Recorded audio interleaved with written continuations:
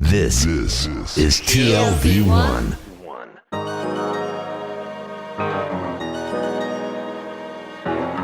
The Tel Aviv Review.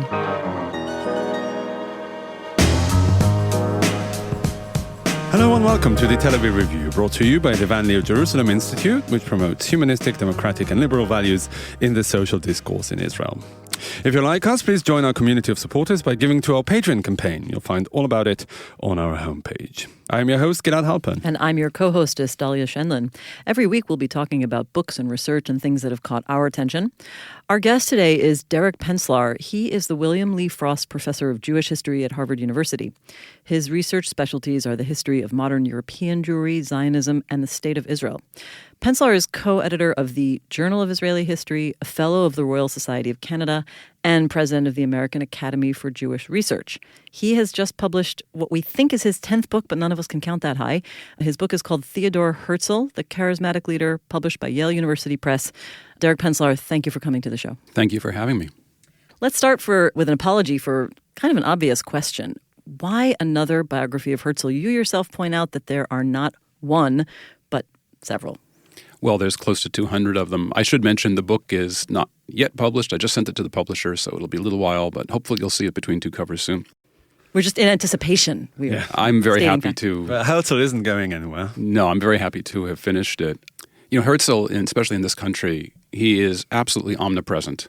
And I think it's precisely because he's omnipresent that he's everything and nothing. That is, he can be all things to all people. And so people have written all of these hundreds of books about Herzl because they have tried to express everything from Herzl as a progenitor of every conceivable type of Zionism. So if you are a labor Zionist, you see Herzl as somehow embodying labor Zionism. If you're a revisionist, he embodies revisionism. Even if you're a religious Zionist, believe it or not, there are Orthodox Jews who have written that Herzl was a prototype of religious Zionism. A bit of a stretch, but they do it. There are children's biographies, seeing him as a kind of for the Americans, the equivalent of a George Washington figure or an Abraham Lincoln figure. And then there are the works that try to deconstruct him and present him in a more critical light. So everyone writes about Herzl in their own way because he embodies or symbolizes everything about a Zionist project that otherwise has nothing really to unite it except these vague aspirations for territory. It's almost like saying Herzl somehow was a blank slate and everybody can project on him what they want, but he's not a blank slate at all. He's got obviously quite a backbone. So what do you see in him why is it that you think people think they can project themselves and their own visions of Zionism onto him? And how did you try to be different?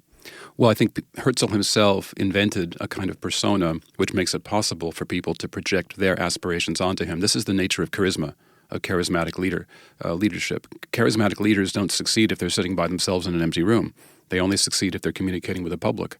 And that public wanted a leader like Herzl. Now, he happened to be tall by the standards of his time. He was 5'8".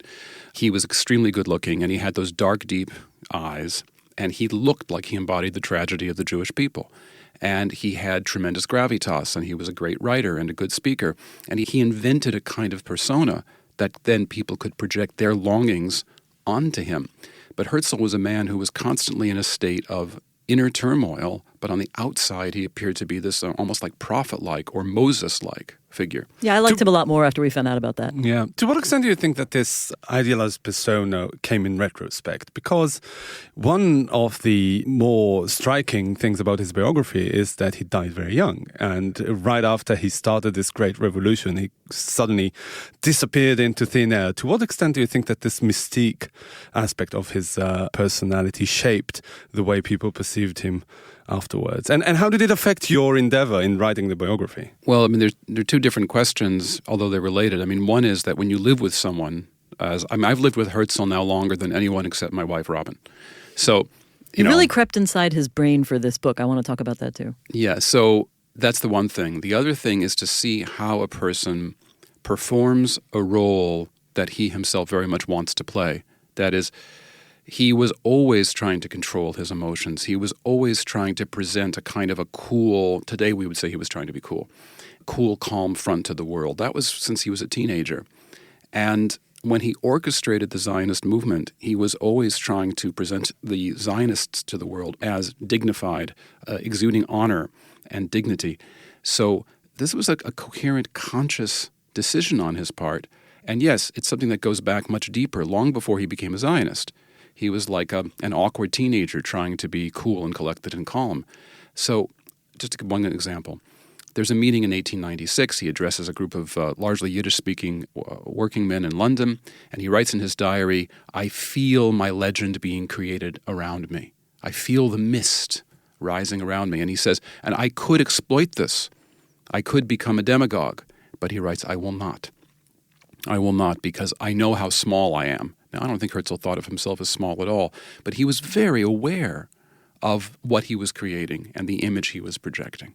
This was not an accident. Tell us about what it meant to live inside his head. You really worked through his diaries very closely. What did that feel like? The problem now in the 21st century, and you ask why another biography of Herzl, is in a way it's kind of a postmodern biography of Herzl because he himself didn't really have a stable self or a stable personality, and that's something maybe a difference between a 21st century biography and a 20th century biography. You know, the traditional notion of a biography is you get a person, they have a certain personality, it gets formed and it moves along, and then, I don't know, they get decrepit and they die.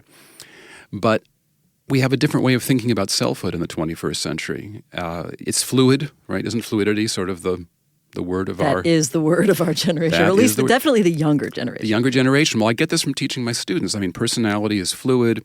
We all, though, perform different personalities in different situations. We all change greatly over time. So I brought, I guess, that perspective into understanding Herzl.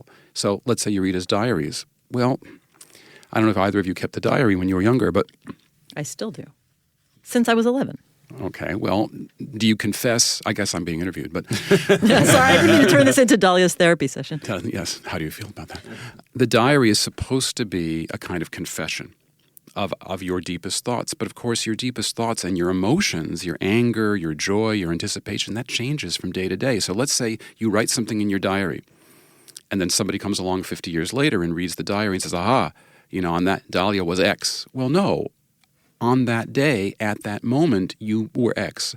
Or maybe you were kind of performing for your own diary, because there is an element of performance in Herzl's diary, even when he's being the most authentic, the most sort of expressing his innermost thoughts. There's a certain journalistic, literary flair. He's trying to create a beautiful sentence, especially when you read them in the original, because his German style was fabulous. So even the diary is not an entirely unmediated source. So this is what makes writing a biography of, I think, any person so difficult in the 21st century, is we appreciate how fluid, how changing, how unstable personalities are, and especially when you're dealing with Herzl, who was particularly, I think, hard to pin down and who changed so enormously over the course of his short life. So you can't just read the diaries and say, okay, now we know who Herzl was. That's not how it works. I mean, the personality that emerges in your description is fascinating, but I did find myself wondering, how different is he from any creative person? We think of a lot of creative people as having some sort of a bipolar personality, manic and depressive, and, you know, struggling with the tribulations of life and then bursts of creativity. Do you think that we would just consider him an artist now that we understand how to name these things and we know that they're not so uncommon? I think that's true, that there is a kind of artistic type. And sometimes they're much more depressive or they're much more troubled than Herzl was. But there are a few differences. One is that, first of all, Herzl did not have great artistic talent. That's not where his talent was. But creativity. Well, he wasn't. He was creative in a particular way, in that he was a political genius. He had he had little literary talent in that sense. He couldn't create fictional worlds. But he had a talent for expression. He had a talent for political vision. And he had a talent for organization. And maybe that's something that makes him different from a lot of literary geniuses who were a bit vermischt, you know, in Hebrew, Yiddish. The thing is, other than his artistic personality or perhaps his borderline mental stability, the thing is that he really created something out of nowhere, that he's really single-handedly, in so many ways, responsible for the Zionist movement and Zionism as we know it today, and we have done for the past 120 years, yeah? Well, the question is, to what extent is it really down to his phenomenal personality, and where does circumstance come in? Yeah, because you have this image, which I love, that you say in another time and a place he might have just been some like demi-intellectual sitting at a cafe scribbling in his notes. To what extent? And there have been so many who didn't become Herzl the great man, right? In the turn of the century, Central Europe. Look, if Herzl were alive today, my guess is, first of all, he'd be diagnosed. He'd be medicated, and he'd have a blog. And he would probably do very little. But he lived in an era, first of all, where it was all right to be a bit off. If you were upper middle class, you could be kind of crazy. And it was all right. You were considered eccentric. And nobody was diagnosing people. Nobody was medicating people. And he had this incredibly powerful personality. These burning eyes. And today people might be a little put off by it. But back in that era, I mean, again, there was a certain degree of almost like a sine wave, a very high sine wave, where you could be like Herzl and people, would respect you. Is the reason that he, turned to Jewish nationalism in the first place was an expression of this eccentricity? It was really something so unusual for someone like him, an upper middle class, completely assimilated, creative Austrian Jew? Well, I think there's two theories. One is anti-Semitism. Well, the problem is lots of Jews at that time were exposed to anti-Semitism, and most Jews in Vienna or Budapest did not become Zionists. They were upset by anti-Semitism, but they went on and lived their lives. So what I write about in the book is how Herzl had these very deep-seated personal needs. He was looking for a project. He was looking for something to give his life meaning. He didn't find it in romantic love. He had a very hard time establishing friendships. And the issue of the Jews affected him personally. It went down to the marrow of his bones because he was so obsessed with honor and dignity. And he felt like the Jews were not being treated with honor or dignity and were not behaving with honor and dignity. And so he's desperate. That's where he comes up with these harebrained schemes like converting all the Jews to Catholicism. I want to ask you just about that. I mean, I think it's fascinating to find out just how focused he was on the Jewish question or problem before the Dreyfus trial, how it had been building as an almost obsession for him during his phase as a correspondent in Paris, and that his response to it is anything but that they should get up and leave and go to a different country. This scheme, well, I mean, I guess as it evolves, but this scheme that, first of all, the solution should be assimilationist, and the vision that you sort of paint in the book of his vision of the Jews having a mass conversion in St. Stephen's Cathedral is amazing, actually. Did he really envision this in detail and believe in it as something that he would later believe in establishment of a Jewish state? Well, look, the man definitely was troubled, and he's looking for answers. And this is a possible answer. Now, as I write about in the book, the people he shared it with were rather put off, to use British understatement, by it. But he's trying, but he's also willing to think about socialist revolution, right? He's not wedded to any one solution. And then he enters this kind of deeply troubled state, which actually has very little to do with the Dreyfus trial. Zionism for him was just one of many crazy ideas that just happened to materialize? Well, it's the only one he's stuck with, because it's the only one that could possibly satisfy what he was looking for. A solution to the Jewish problem, honor, dignity for himself and for the Jewish people. And remember, he flirted with these other ideas for weeks or months. He stuck with Zionism for the rest of his life, right? He becomes a Zionist. By the way, the word Zionist never appears in his diaries when he's going through this kind of phase in 1895 where he's becoming, I'd say, a Jewish nationalist. The word Zionist never appears in Der Judenstaat, in the Jewish state, except in a negative way to describe what other people have done wrong. So even to call Herzl a Zionist at this phase is the wrong word. He's a nationalist. He's searching. And it does work for him. It gives him meaning. It gives him a project. And then he takes off, and the next 9 years is history. On this point, and on what you just said about his trouble forming relationships and finding partners, I'd like you to ask you about his relationship with Max Nordau, who was his right-hand man, and also like him coming from an assimilated creative background. What can you tell us about how they complemented each other personally, professionally, and also ideologically? One thing I've tried to do in the book, there's a few things I'm trying to do in the book that are different, is to acknowledge on the one hand the difficulty he had forming human relationships. He never had a satisfying romantic relationship with anyone, including and especially his wife. And friendships were difficult for him, but he did have these relationships when he was younger with Schnitzler or Heinrich Kahn, but Nordau and he had a special relationship. They always referred to each other by the formal you in German, Sie. There was a kind of distance between them. It was an intellectual friendship between two giants.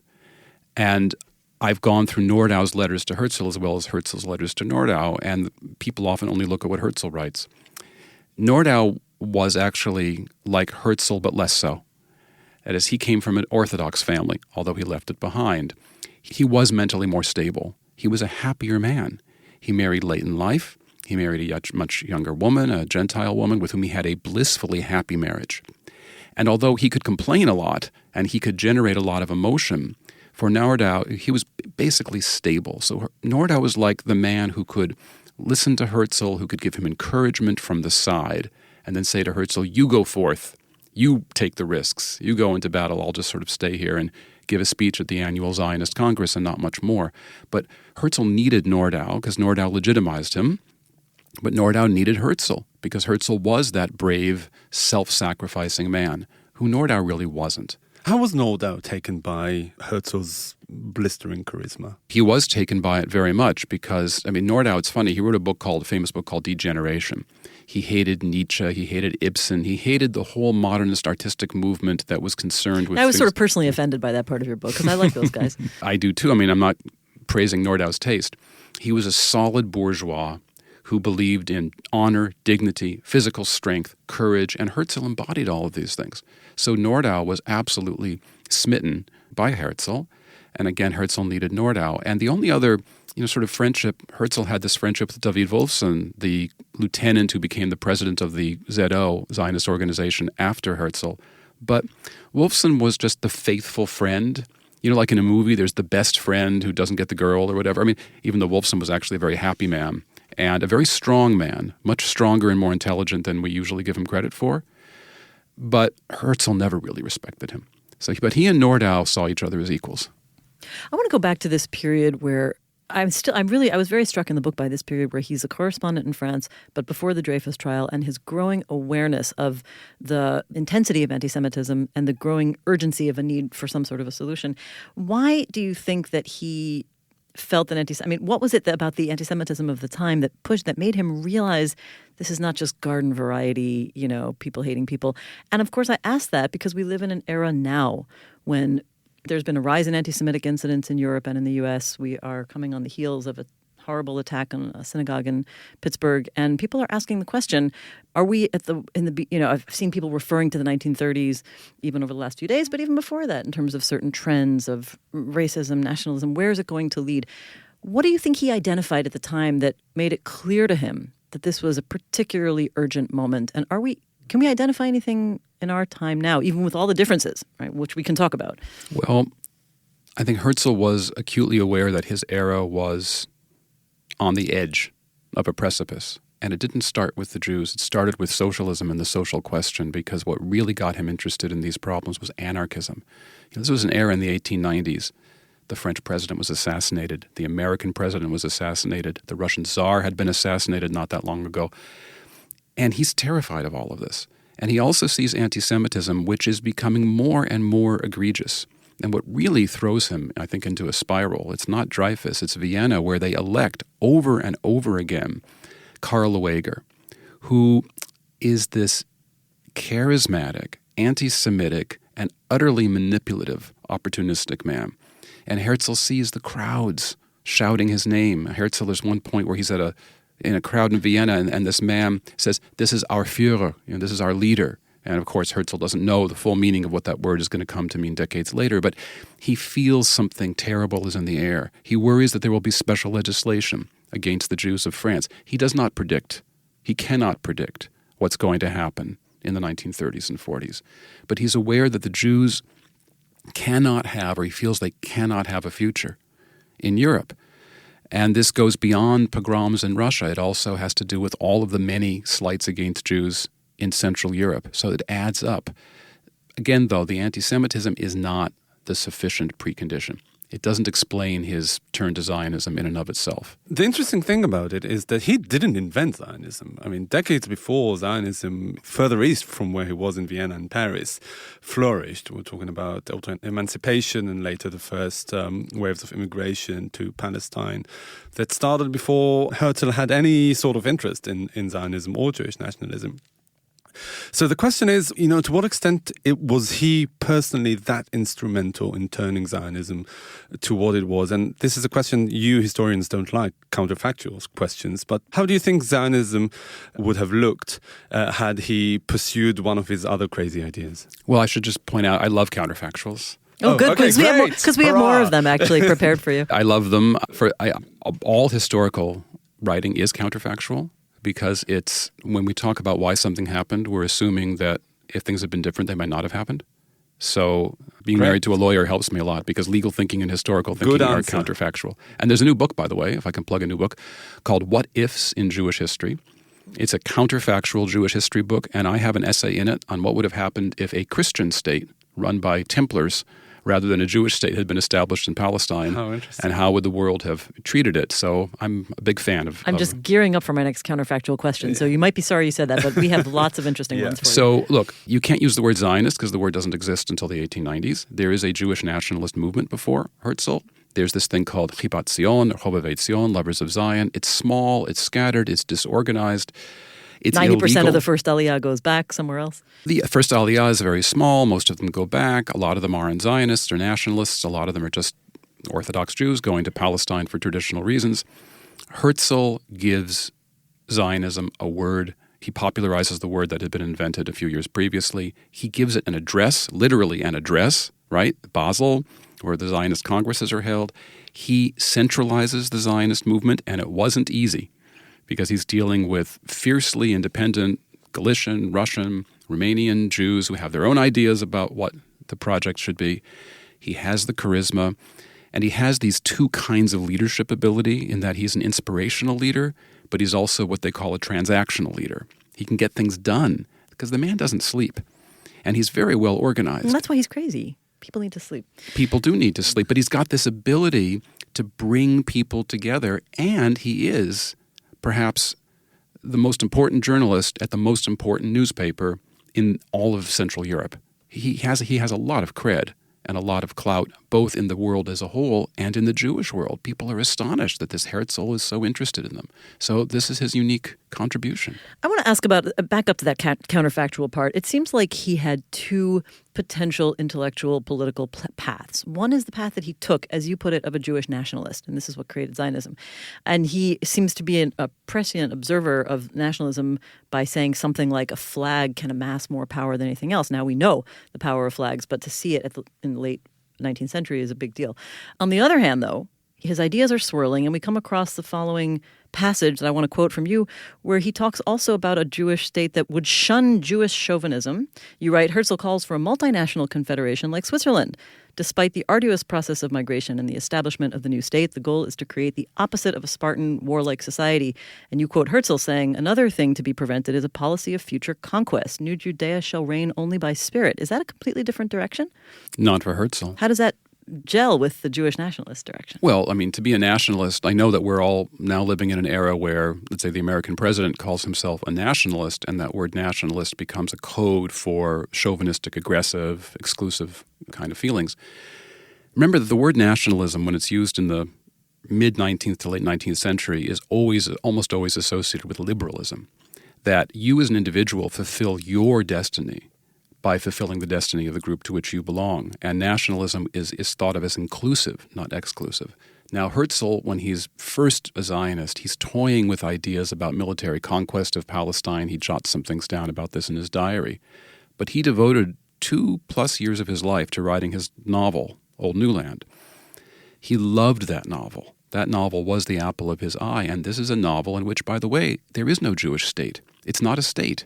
It's some kind of autonomous thing in the Ottoman Empire. It doesn't have an army. It doesn't wage wars. It is devoted entirely to the pursuit of peace. I don't think Herzl saw any contradiction between that and a Jewish nationalism, just as he did not believe that you had to speak Hebrew to be a Jewish nationalist. And if we look at the state of Israel today, where so far as I can tell, the dominant language is increasingly becoming English, I think Herzl would not be at all displeased.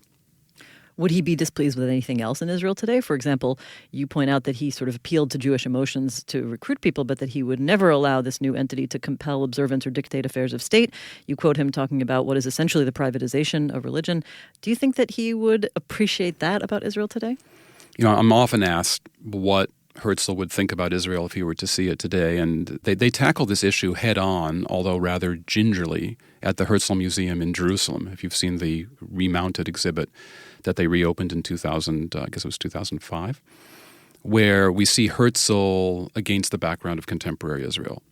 And of course, there's the technological splendor of the country and the beauty of Tel Aviv and so forth, and I think Herzl would be very impressed by all of that. But obviously, he'd be deeply disturbed by the role of religion in public life. He'd be very unhappy that the trams don't run on the Sabbath. He would be, I think, dismayed by the conflict. He did not really understand that Palestine's Arabs constituted a separate group. He writes about them very little. He doesn't think about them as most Westerners of his era did not. I mean, it was a blind spot for him. It was a blind spot for pretty much everyone in the Western world. But I think he would be not just upset, he'd be dismayed and in despair at the current levels of violence between Israel and the Palestinians. The conflict itself would, I think, he wouldn't even have an answer from within his vocabulary, which was one of a forward trajectory, right? Because in the early 20th century, people really thought that we're in the era of peace. The Zionist congresses are coinciding with these international peace congresses. People are talking about disarmament, the outlawing of war. All this is before World War I. Right. And then all of that collapses. And then so much has changed. Right. I want to go back to his brief and intense moment as a Zionist leader. As we said, he died prematurely, aged 44 in 1904. Right. At what state did he leave the Zionist movement, and where did it proceed in the aftermath of his death? Well, these laws of unintended consequences, that often the things that people care about the most are the least important and vice versa. So what Herzl wanted more than anything was for him to negotiate with the great leaders of the world, and he loved doing this. He loved getting to meet the Kaiser. He loved meeting the Ottoman Sultan. He loved hanging out with the Pope. I mean, he really enjoyed this. But it got nowhere because the Ottoman Empire was very strong, and there was no way that he was going to get his charter for Palestine. So that aspect of his career, to which he devoted most of the effort, was frankly kind of a waste of time. But he did accomplish one thing in that regard, which is the negotiations with Britain, which led eventually to the offer of territory in what is today Kenya, which was called Uganda at the time because it was on the Uganda Railway. That may or may not have had some kind of long-term effect. I actually would underplay it. What Herzl did do is found an organization that survived him, the ZO. Its institutions, its democratic body, the Congress, the various committees, the Jewish National Fund, the bank. I mean, this is pretty boring stuff compared to running around the world and, talking to Kaisers and sultans, but it really mattered and it survived him. It's not boring for political scientists who know that institutions are necessary for the construction of a future state, even if he wasn't sure what kind of state it was going to be. But then I have to go back and ask again. I mean, he was invested in the creation of these institutions, and he talked about a state that was not about conquest and military might, but reigned by spirit. He definitely imagined democratic institutions and a secular bureaucracy, and all of this is crumbling nowadays. It's hard for me to see, even if he appreciated the high-tech aspect and the, sort of global success of Israel, don't you think he would be disturbed by the very different foundations of the state? So I'm not trying to push this direction. It just seems, this language really stands out from your book about the kinds of visions he had. I mean, Israel is a state that deep within its DNA it depends primarily on military might in its own self-consciousness. And Herzl himself had a very ambivalent view about that, because on the one hand, here's a man who wanted so much to serve in the Austro-Hungarian military and was very upset when he was turned down twice. He went to the military physical twice because he really wanted to serve. And he does write in his diaries early on in his Zionist career in a very positive way about the military. Why? Does he want to kill people? Is he a violent man? Not at all. It's about honor. It's about dignity, and what shot through the whole book really is masculinity. This is a man who desperately wants to prove himself to the world as a man. And in that sense, some of the machismo of the state of Israel and its militaristic ethos, some of that might actually appeal to him. There was I think, unintentional justification for calling the movement of his remains from Vienna to Israel in 1949. It was called Operation Herzl. And it was done with military efficiency in the actual interment ceremony on Mount Herzl. There were soldiers and torches. He would have loved it. He would have loved the performance. In that way, the revisionists are not wrong when they claim him to be a kind of a ancestor of Jabotinsky, Vladimir Jabotinsky, who was very much into the show of military power, not for violence per se, but the kind of the honor and dignity. Would Herzl have wanted a state where young soldiers, Israeli soldiers, are constantly, in battle, and where Palestinians are being killed and expropriated? No. He would have found that absolutely horrifying. And the question is, though, to what extent we can judge any of the Zionist founders, Herzl, Weizmann, Ahad Ha'am, even Jabotinsky, even Ben-Gurion. We can ask what any of them would have thought. So it is quite striking that if you look at the history of Israel over the last, 80 or 90 years, Israel and Zionism, you see that the two main conditions of Zionism, the first phase would be perhaps labor Zionism, very practical and all that. And the later stage in which we are in now, the more like ethno-national, chauvinistic type, more traditional. These two would be completely foreign to what Herzl represented and saw in his project, wouldn't they? They would be, because he's a project, again, he's a middle-class social reformer. He's not a socialist. He flirts with it, but he doesn't like socialism. He likes private property. What is it? He writes in the Jewish state, we will have opera, beer, But pretzels. also nationalization of tobacco and alcohol industries. Yes, because they're a source of... Just putting that out there. They're a revenue source.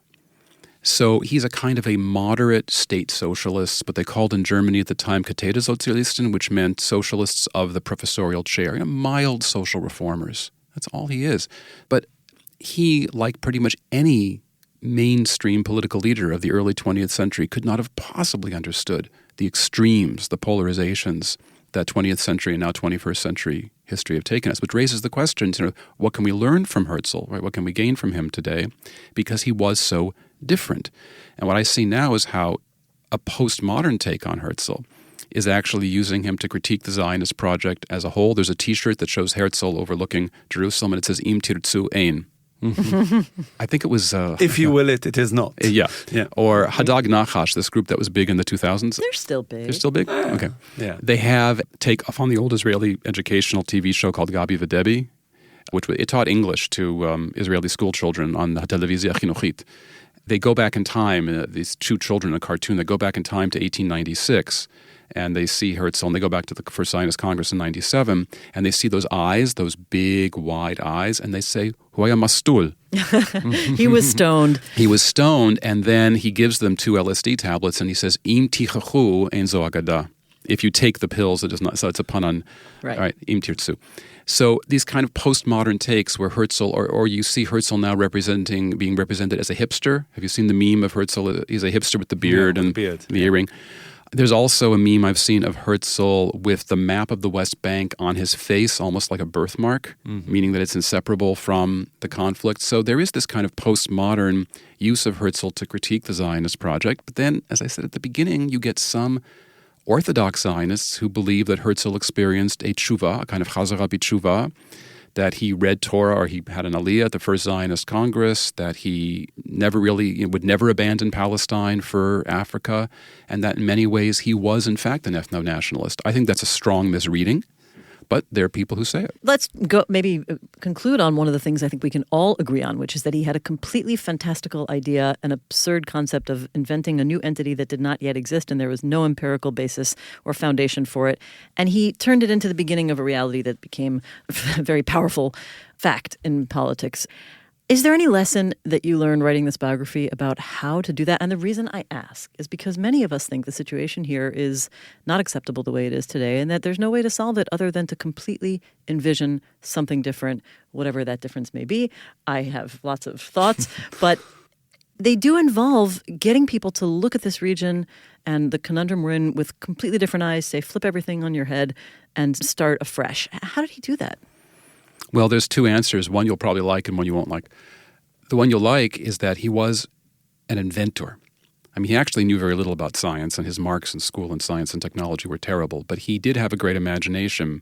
And there's this character he compared himself. He wrote a story comparing himself to a man who invents a kind of a flying machine that people don't understand, and they think the man is crazy and all this. He was an inventor of ideas. He's the root of Israeli innovation.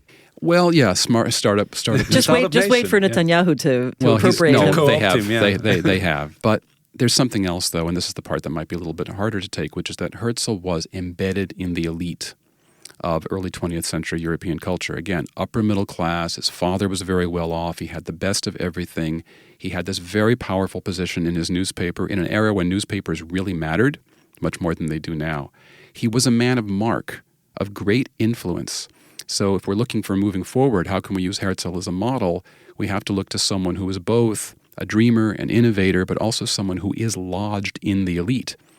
I'm going to keep that in mind. But who can make those changes. But you said earlier that it was just the confluence of circumstances in the late 19th century that allowed that. Do you think that it was like this limited moment in time where you could be crazy and a great leader? What is it Weizmann said famously? You don't have to be crazy to be a Zionist, but it helps. Yeah. I think it continues to this day. No, my sense is that And I think we have some examples of crazy leaders in the world today. I don't know. Just a few. Just a few. I think that the center of gravity has shifted. There are new sources of entrepreneurial power, obviously, in Silicon Valley and its equivalents all over the world. So there are other Herzls out there. They're not going to be journalists in Budapest or in Vienna. They might be in Cupertino or in Tel Aviv. That's Derek Penslar of Harvard University talking about his latest book, Theodor Herzl, The Charismatic Leader, which will be published by Yale University Press, maybe by the time this comes out. Thank you so much for being on the show. Thank you. It was a pleasure. And a big thanks to Gizem Ozdemir, our sound engineer, and to Itai Shelem, our producer, and to the Van Leer Institute for their generous support. Now a request. Many or most of you listen to us on the Apple Podcasts app, and we'd like to ask you to please consider writing us a review. It means a lot to us. Just launch the app, select our podcast in the library section, scroll down to ratings and review, press write a review, and then you have to actually write one. You too can support us by going to our website, tlv1.fm/Tel Aviv Review, and subscribing to our Patreon campaign. We've got gifts and perks, cool things for you. Check out the archive with almost 500 interviews. If you like us, you can also like us on Facebook. The Tel Aviv Review podcast, Ideas from Israel. Follow both Gilad and me on Twitter. And join us again next week for another edition of the Tel Aviv Review. And until then, goodbye.